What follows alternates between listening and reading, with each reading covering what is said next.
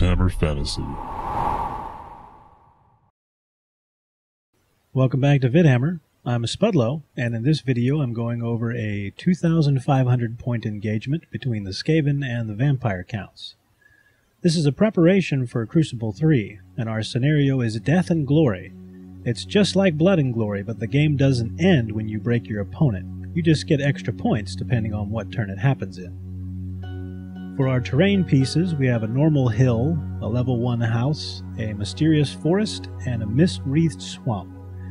That's where you have to take an initiative test, and if you fail, D6 models get sucked inside. Becomes rather important later on. For deployment, I center around my clan rats. I put my cannons far enough apart so that he can't take advantage of the building and try to hide behind it. Doom wheels at the bottom, and I leave a gap in the center big enough for my hell pit to fit in. He has a couple of dog packs at the top, and since they can vanguard, I go ahead and put my gutter runners down 12 inches away so he won't be able to do it. My only real mistake here is everything. I don't have to rush into combat. What I really needed was a couple of turns to fire at his terrorgeists and at least knock off some of their wounds before going forward. But I didn't do that because I like hard mode apparently.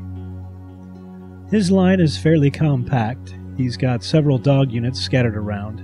His crypt horrors are being filled in with some ogres so he can manage 2 units of 8. Not so fun for me. Then he's got his zombies and the skeletons on either side in bus formation. I expect him to put one of his terrorgeists at the top, but he actually puts him at the bottom, which just screams for a cannon shot, but I don't manage to listen to it. For my characters, the Warlord on the Bonebreaker and the BSB go with my Storm Vermin. One Warlock Engineer goes with the Slaves, while the other ends up with the Clan Rats along with the Grey Seer. All of his characters go in with the Skeleton block, and that puts his Necromancer in the 2nd rank, which turns out quite important. In spell generation, his Necromancer takes Invocation of Nehek, and the level 4 Vampire gets Invocation as well as Hellish Vigor, Gaze of Nagash, and Curse of Years. They're kitted out so he can raise his Zombies and Skeletons unit above their starting value, so I know what most of his power dice are going to be focused on. Since Invocation brings back models to all surrounding units instead of focusing on just one unit, the best way to deal with the infantry is to throw all of your damage at a single unit in hopes of overwhelming it. On my side, my first Warlock Engineer gets Warp Lightning and Death Frenzy, while the second ends up with Scorch and Crackskull. The Grey Seer goes ahead and takes all dice on the lore of Plague and gets Vermintide, Wither, Plague, and the dreaded 13th. Only his lower dogs can vanguard and they move up to start the redirection. Other start of game elements give the Grey Seer a single Warpstone token, and the Storm Vermin get Frenzy from the Skaven Brew effect. I get first turn and aim the Hell Pit in the Doom Wheel for the 2 lower dogs. The Hell Pit rolls a big distance for once and actually makes the range, though I really wish he hadn't.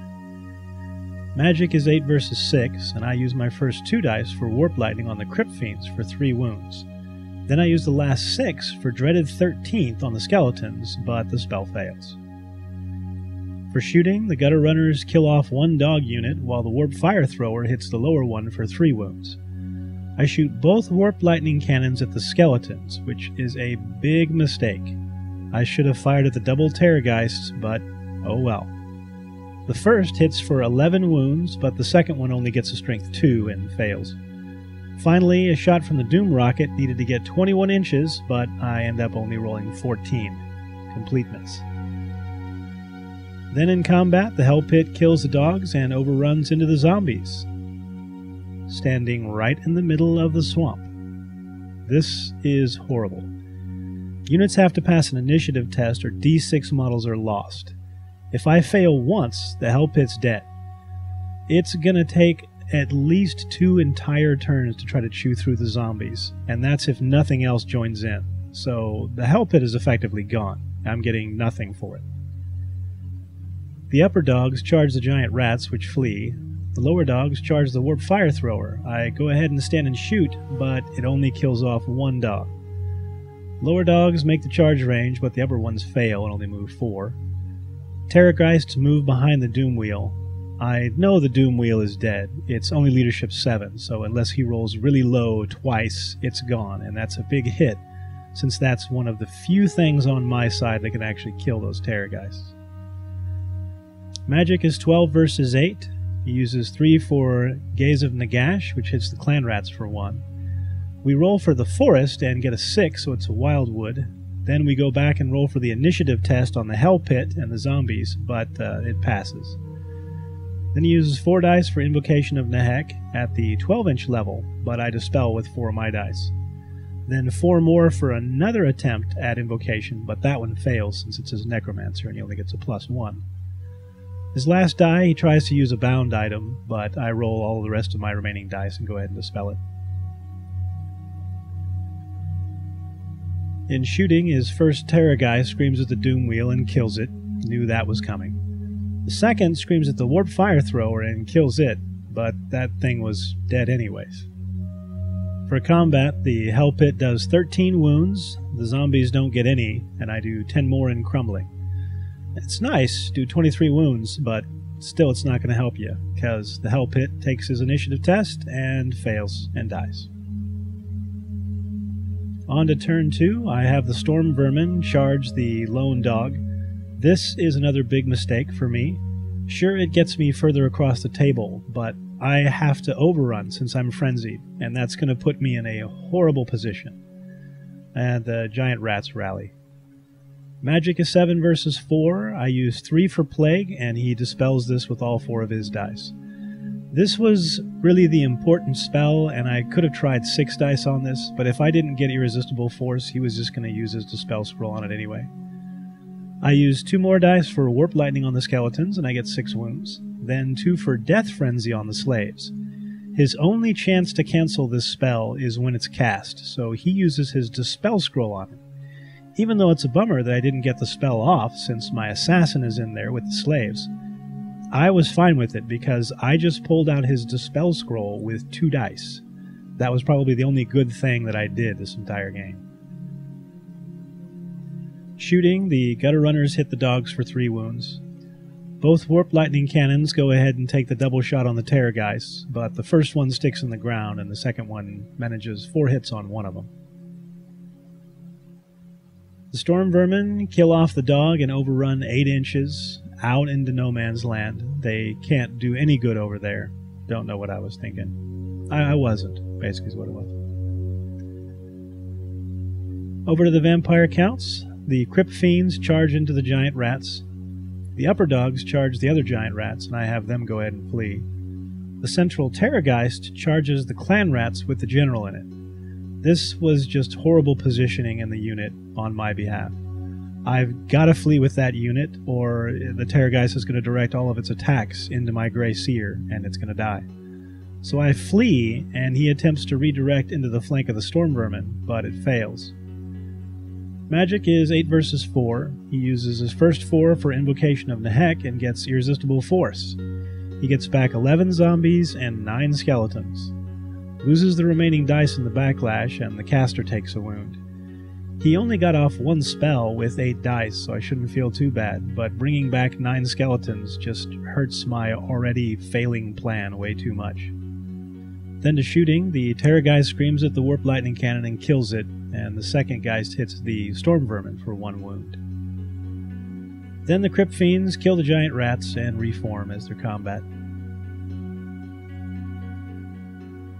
On to turn 3.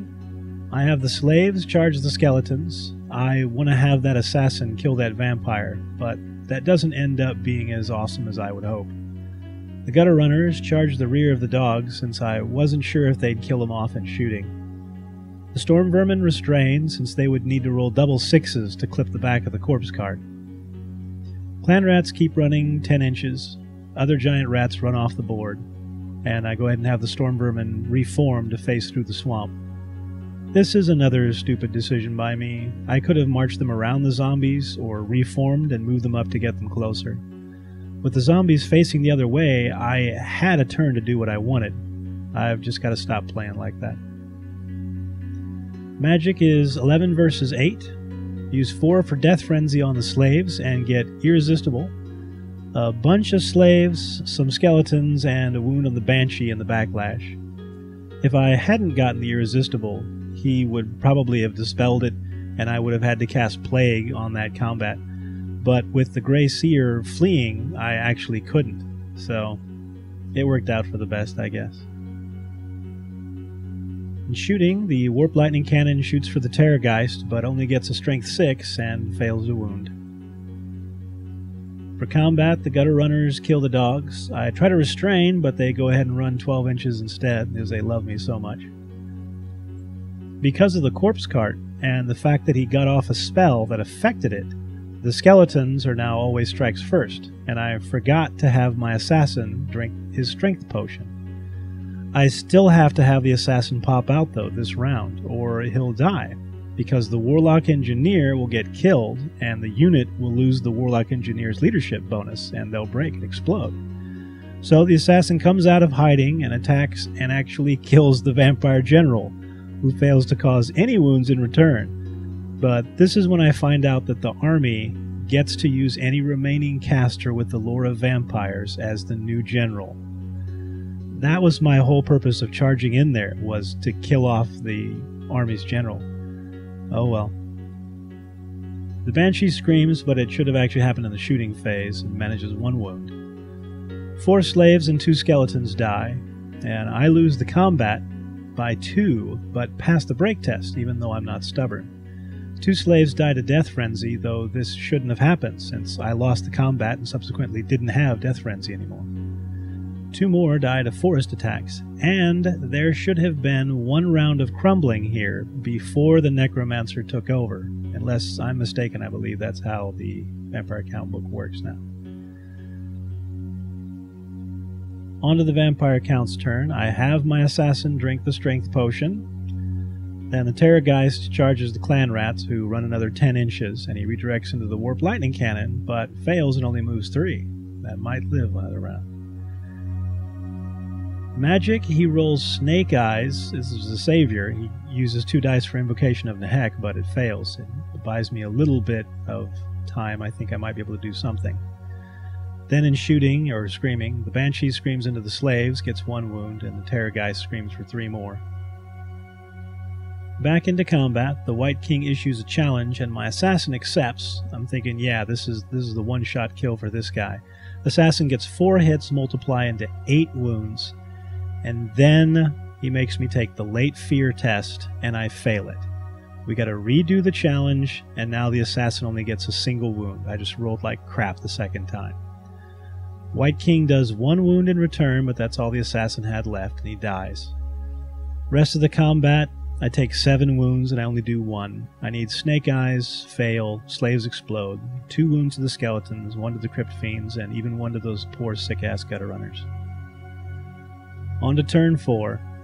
I try to charge the Bonebreaker out of the Storm Vermin to hit the rear of the Crypt Fiends. I know it's a desperate move, but that's the best hope I have of doing damage to an expensive unit at this point. I have Swift Stride, movement 6. I roll triple 1s and fail. I'm done with this game. I passed the Dangerous Terrain test though, so all is just peachy. Clan Rats rally, and the Storm Vermin reform to 5 wide.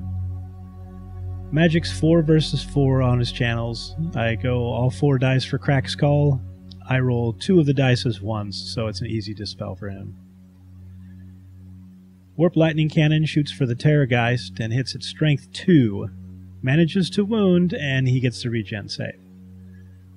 1 zombie dies to the marsh, but my Warlord is okay. Isn't that wonderful?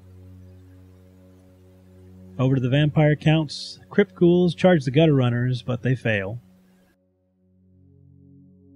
Magic is 6 versus 4. He uses 3 for Gaze of Nagash, gets Irresistible. 6 Storm Vermin die, and the caster loses a spell on the backlash. Then he uses 3 for Invocation of Nehek, and I'm able to dispel with 3 of my dice. Then 1 for his Bound spell, but it fails.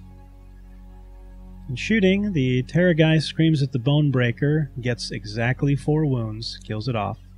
The second one hits the Storm Vermin for 8. They actually take a panic test, and they pass, but they were frenzied anyway, so they didn't have to. Turn 5 now, I do another Hail Mary move with my Warlock Engineer to go out of the Storm Vermin and try to get the flank shot Crack's Call across both of the Terrorgeists. Gutter Runners move around the flank of the Crypt Fiends as well. Then magic, I roll Snake Eyes. So much for Crack's Call. I have the Grey Seer eat a Warpstone token and use the Power Scroll and go for Dreaded 13th on the skeletons. Barely goes off and takes out 16 skeletons. Even though that's a bunch, it's just a little too late. Shooting, Warp Lightning Cannon misfires and explodes. That's what I was looking for. Gutter Runners shoot the skeletons for a single wound, and that one gets saved. Back to vampire counts. Large Crypt Fiends and closer Terrorgeist charge the Storm Vermin. Zombies charge the Warlock Engineer, who I have flee. Then the skeletons charge the Gutter Runners, who stand and shoot, and I actually managed to kill 3. Crypt Fiends and the zombies fail, but the others make it. Crypt Fiends just can't get into combat. Magic is 6 versus 5. He uses 4 for Invocation of Nehek, and I go ahead and use my scroll. His last 2 he tries for the Bound spell, and I roll all 5 of mine to dispel.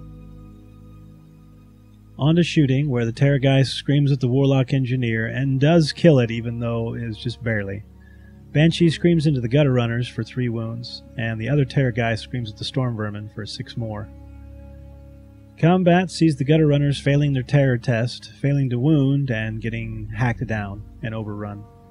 Storm Vermin put 1 wound on the Terrorgeist and lose 4 to attacks. Lose the combat and lose frenzy, and I'm unable to reform amid defeat. That's, yeah, endgame. It's been endgame for like 3 turns, though. Turn 6, Skaven. I don't move diddly squat. Magic's 8 versus 4. Take 6 for Dreaded 13th on the skeletons. I roll exactly 25. I only do 11 wounds. It's still just a little bit alive. If I could have rolled, nicely above average, there was a chance, but I couldn't. Over to vampire counts. Multiple charges on the Storm Vermin, but the Crypt Fiends fail again. The upper Crypt Fiends go ahead and charge the house, but that's no big deal. Magic's 5 versus 3, and all 5 dice for Invocation with Irresistible to bring back 9 skeletons, just to rub salt in the wound. Both Terrorgeist shoot at the Storm Vermin, only doing 1 wound this time. Why couldn't that have happened earlier on? It still wouldn't have mattered. Storm Vermin lose combat by enough to need Snake Eyes, which they fail and run and get cut down. Final point tallies sees me losing by 1,700 points. That's pretty bad. 24-1, so crushing defeat, and makes me never want to play Warhammer again. But maybe it was entertaining for some of you out there. Feel free to comment. I'm sure I'm going to hear about it in some way or another. This is Spudlos, and until next time, don't suck.